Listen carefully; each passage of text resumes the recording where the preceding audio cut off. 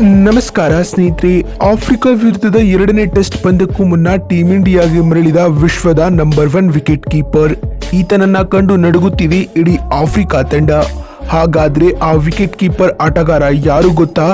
ಇದರ ಬಗ್ಗೆನೇ ಇವತ್ತಿನ ಈ ಒಂದು ವಿಡಿಯೋದಲ್ಲಿ ಸಂಪೂರ್ಣವಾಗಿ ತಿಳಿಸ್ಕೊಡ್ತಾ ಹೋಗ್ತೀನಿ. ಹಾಗಾಗಿ ವಿಡಿಯೋವನ್ನ ಕೊನೆವರೆಗೂ ನೋಡಿ ಸ್ನೇಹಿತರೆ. ಅದಕ್ಕಿಂತ ಮುಂಚೆ ತಮಗೆಲ್ಲರಿಗೂ ಹೊಸ ವರ್ಷದ ಹಾರ್ದಿಕ ಶುಭಾಶಯಗಳು. ಹೌದು ಸ್ನೇಹಿತರೆ, ನಿಮಗೆಲ್ಲ ಗೊತ್ತಿರುವಂತೆ ಟೀಂ ಇಂಡಿಯಾವು ಇದೇ ಜನವರಿ 3ರಿಂದ ಜನವರಿ 7ರವರೆಗೆ ಭಾರತ ಮತ್ತು ಸೌತ್ ಆಫ್ರಿಕಾ ನಡುವಿನ ಎರಡನೇ ಟೆಸ್ಟ್ ಪಂದ್ಯವನ್ನ ಆಡಲಿದೆ.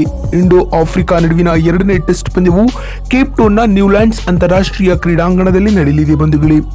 ಈಗಾಗಲೇ ಸೆಂಚುರಿಯನ್ನ ಸೂಪರ್ ಸ್ಪೋರ್ಟ್ಸ್ ಪಾರ್ಕ್ ಅಂತಾರಾಷ್ಟ್ರೀಯ ಕ್ರೀಡಾಂಗಣದಲ್ಲಿ ನಡೆದ ಭಾರತ ಮತ್ತು ಸೌತ್ ಆಫ್ರಿಕಾ ನಡುವಿನ ಮೊದಲ ಟೆಸ್ಟ್ ಪಂದ್ಯವನ್ನ ಟೀಂ ಇಂಡಿಯಾವು ಇನ್ನಿಂಗ್ಸ್ ಮತ್ತು 32 ರನ್ಗಳ ಹೀನಾಯ ಸೋಲನ್ನ ದಾಖಲಿಸಿತು. ಇದರೊಂದಿಗೆ ಆಫ್ರಿಕಾ ನಾಡಿನಲ್ಲಿ ಟೆಸ್ಟ್ ಸರಣಿಯನ್ನ ಗೆಲ್ಲುವ ಕನಸು ಮತ್ತೊಮ್ಮೆ ನುಚ್ಚು ನೂರಾಗಿದೆ ಬಂಧುಗಳೇ. ಈಗಾಗಲೇ ಆಫ್ರಿಕಾ ತಂಡವು 2 ಪಂದ್ಯಗಳ ಟೆಸ್ಟ್ ಸರಣಿಯಲ್ಲಿ 1-0 ಮುನ್ನಡೆಯನ್ನ ಪಡೆದುಕೊಂಡಿರುವ ಕಾರಣ ಇದೀಗ ಟೀಂ ಇಂಡಿಯಾಗೆ ಎರಡನೇ ಟೆಸ್ಟ್ ಪಂದ್ಯವು ಮಾಡು ಇಲ್ಲವೇ ಮಡಿ ಎಂಬಂತಾಗಿದೆ ಬಂಧುಗಳೇ.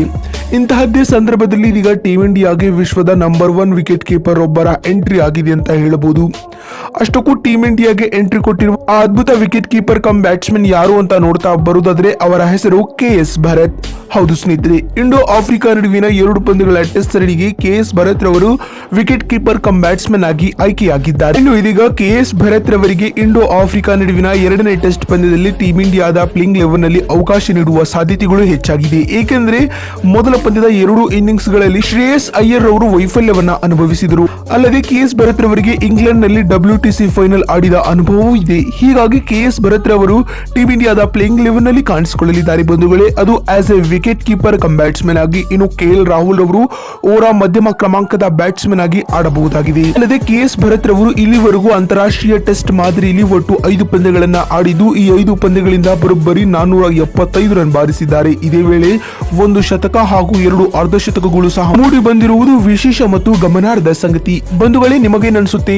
ಭಾರತ ಮತ್ತು ಸೌತ್ ಆಫ್ರಿಕಾ ನಡುವಿನ ಎರಡನೇ ಟೆಸ್ಟ್ ಪಂದ್ಯದಲ್ಲಿ ಪ್ಲೇಯಿಂಗ್ 11 ನಲ್ಲಿ KS ಭರತ್ ರವರಿಗೆ ಅವಕಾಶ ನೀಡಬೇಕೇ ಅಥವಾ ಬೇಡವೇ ಅನ್ನುವ ನಿಮ್ಮ ಅನಿಸಿಕೆ ಮತ್ತು ಅಭಿಪ್ರಾಯಗಳನ್ನ ಕಮೆಂಟ್ ಮಾಡುವ ಮೂಲಕ ತಪ್ಪದೆ ತಿಳಿಸಿ. ಯಾಕಂದ್ರೆ ನಿಮ್ಮ ಒಂದೊಂದು ಕಮೆಂಟ್ ಕೂಡ ಬಹಳ ಮುಖ್ಯ. ವಿಡಿಯೋವನ್ನ ಇಲ್ಲಿವರೆಗೂ ನೋಡಿದ್ದಕ್ಕಾಗಿ ಧನ್ಯವಾದಗಳು. ಮತ್ತೊಂದು ವಿಡಿಯೋದಲ್ಲಿ ಸಿಗೋಣ. ಅಲ್ಲಿವರೆಗೂ ನಮಸ್ಕಾರ, ಧನ್ಯವಾದಗಳು ಸ್ನೇಹಿತರೆ.